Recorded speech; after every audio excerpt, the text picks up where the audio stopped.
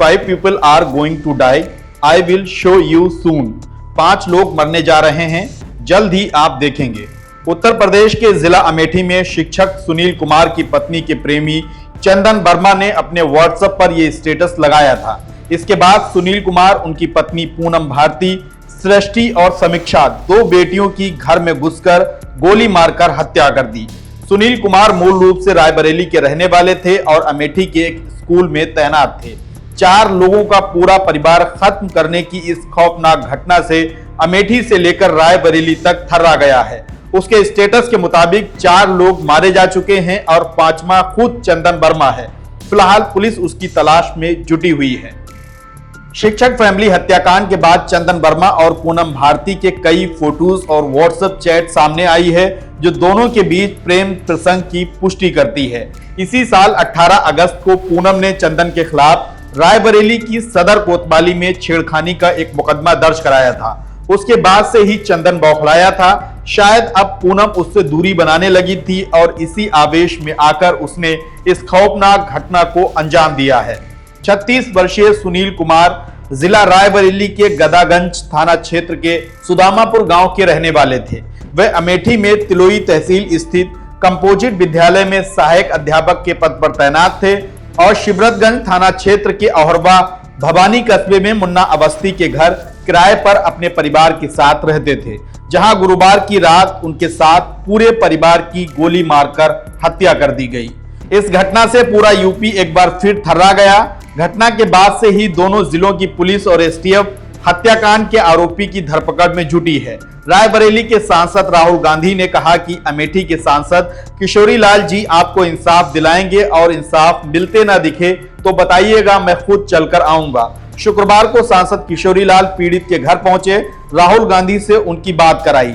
चारों के शव गांव पहुंच चुके हैं और यहां खौफनाक मंजर है। जवान और मासूम बच्चों की लाशों पर घर वाले बिलख रहे हैं।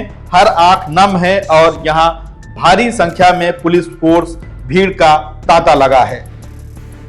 हत्यारोपी चंदन वर्मा रायबरेली के तेलिया कोट का रहने वाला है। मृतक पूनम भारती के साथ उसके संबंध थे। बताते हैं कि शादी के बाद भी दोनों के बीच बातचीत जारी रही, लेकिन इधर 18 अगस्त को पूनम ने जब से उसके खिलाफ छेड़खानी की शिकायत दर्ज कराई थी, चंदन आपा खो बैठा था। हत्याकांड को अंजाम देने से पहले उसने अपने व्हाट्सएप पर 5 लोगों की मौत का स्टेटस लगाया था, लेकिन किसी को इस बात का अंदाजा नहीं था कि वह इस तरह की घटना को अंजाम देने जा रहा है। हालांकि उसके जानने वाले स्टेटस देखकर सवाल कर सकते थे। अब हत्याकांड के बाद व्हाट्सएप चैट से लेकर स्टेटस के साथ तमाम राज खुलकर सामने आने लगे हैं और पुलिस उसकी तलाश में जुटी हुई है। हमारे जो है वो जिसको मारा गया हमारा लड़का छोटा है। क्या नाम है उसका? सुनील कुमार। क्या हुआ है दादा? पूरी बात बताइए, क्या हुआ? अब साहब हुआ क्या, जो हम तो यहाँ मजूरिया आदमी है, वहाँ ड्यूटी पे रहे हैं। अब ड्यूटी पे आए हैं, अब वहाँ पे कमरे में मारा गया है कि स्कूल में मारा गया है, तब हमको जानकारी जब नेट पर मिला है तो अब हम तो वहाँ आट ही नहीं पाए। क्या जानकारी मिली दादा? आए कि मतलब हमारे बहुरिया का और बेटी को सबको मार दिया गया है। हाँ। सुनील इससे पहले क्या करते थे? उससे पहले जो है वहाँ पे जो अपना ईटा पाथते थे, ठेके से जो अपना घर द्वार मकान बनवाते थे। हाँ, नरेगा करते थे और नरेगा करने के बाद फिर उसने जो अपने दुकान खोल लिया और पढ़ाई भी करता था। दुकान खोलने के बाद अपना रोजी रोटी कमाता था। जब रोटी कमाता था, पढ़ता भी था और पढ़ने के बाद जो उसने अपना पुलिस की नौकरी जो है फार्म भरा था। अब उसको फार्म को जो है नहीं आया, फिर मैंने उसको दोबारा पढ़ाने लगे तो उसने मास्टर हो गया। मास्टर होने के बाद जब उसने पुलिस की नौकरी भी ज्वाइन की थी क्या उन्होंने? हाँ, पुलिस की नौकरी 1 साल ज्वाइन किया। उसके बाद छोड़ दिया था? उसको रिजाइन दे दिया था। तो उसके बाद कोर्ट चला गया था उसका फार्म। तो ये कहने पापा क्या करी, हम कहा बेटा क्या करने के, 1-2 साल बाद मिलबे करी नौकरी।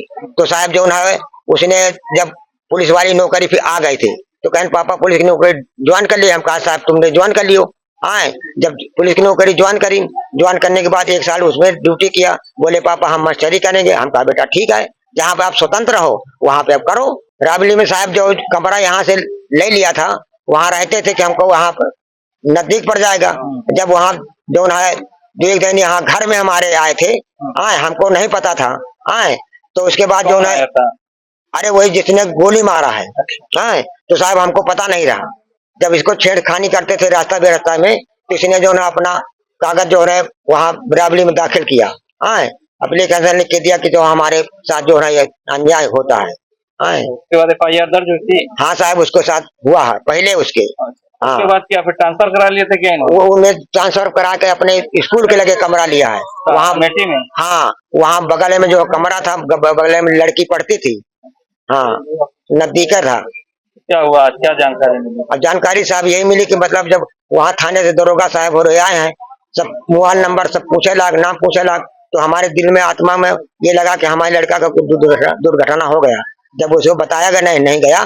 जब उसने नेट पे जो है सब आदमी हमारे घर पे आ गए, तब हमको जानकारी मिली साहब, और हमको जानकारी नहीं मिली थी। क्या पता चला? कि मतलब हमारी बहुरिया को, हमारे नातिन को, दोनों को, हमारे लड़कों को गोली मार दिया।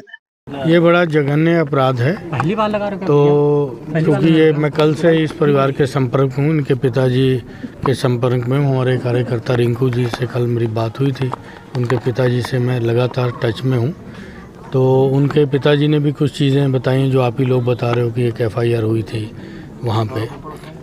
तो उसका भी मैंने DM अमेठी से बात किया था कि भाई ये भी एक देखिए, इस एंगल से भी देखिए, कोई और एंगल भी है इसके अंदर तो उसको भी देखिए। पुलिस इन्वेस्टिगेशन कर रही है, उनका इन्वेस्टिगेशन आ जाए कि उनका क्या कहना है। लेकिन ये अपने आप में कानून व्यवस्था जो बिगड़ रही है यूपी में, उसका एक उदाहरण है। क्योंकि सरकार अपनी पीठ तो थपथपा रही है कि हमारे यहाँ बहुत बेहतर कानून व्यवस्था है। अगर बहुत बेहतर कानून व्यवस्था है तो ऐसे अपराध क्यों हो रहे हैं, ऐसी घटनाएं क्यों हो रही हैं, ये मेरा कहना है। राहुल जी से क्या बात हुई? राहुल जी से बात हुई, मैंने उनको घटनाक्रम की जानकारी दिया। तो उन्होंने कहा कि ठीक है आप जाइए वहाँ पे, क्योंकि घटनाक्रम मेरे संसदीय क्षेत्र में हुआ, राहुल जी के संसदीय क्षेत्र के रहने वाले हैं। तो ये दोनों संसदीय क्षेत्र गांधी परिवार के ही हैं एक तरह से। तो उन्होंने मेरे को निर्देश दिए हैं, तो मैं उसी के तहत कल से ही इस परिवार के संपर्क में हूँ। पोस्टमार्टम के लिए मैंने DM साहब से कहा था कि जल्दी से जितना हो जाए, खैर उन्होंने किया। तो अभी पुलिस जांच कर रही है, लेट द जांच रिपोर्ट आने दीजिए, फिर उसके बाद देखते हैं क्या। ठीक है।